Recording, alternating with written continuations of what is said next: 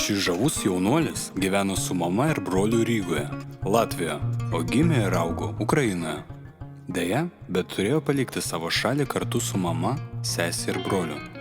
Zabar didžiuojasi savo seneliais, kurie buvo ypač muzikalūs ir koncertuodavo su žymiais atlikėjais. Yra Ukrainoje likusios nuotraukos. Mano seneliai dainuoja vienoje scenoje kartu su tuomet ypač garsiu atlikėju Visockiu, pasakoja Zabar. Muzikos jį ir mokė močiutė, nors sportiškas vaikinas ir bandė kito amato, net mokėsi autošaltkalviu. Tačiau net ir dirbdamas garaže, dainuodavo. Dabar jaunuolis jau nėra naujokas muzikos pasaulyje. Pats rašo dainas, yra išleidęs 4 dainas, 5 jau pakeliui. Konkursų Zabar sako jau nebesuskaičiuojantis, daug jų yra ir laimėjęs. Zabar turi daug klausytojų ir sekėjų.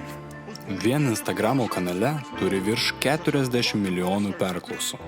Vaikinas savo dainas skiria tiems romams, kurie buvo priversti išvažiuoti iš savo namų ir neturi galimybės susitikti, kurie liūdi ir ilgisi vienas kitų. Pasitikime. Zabar.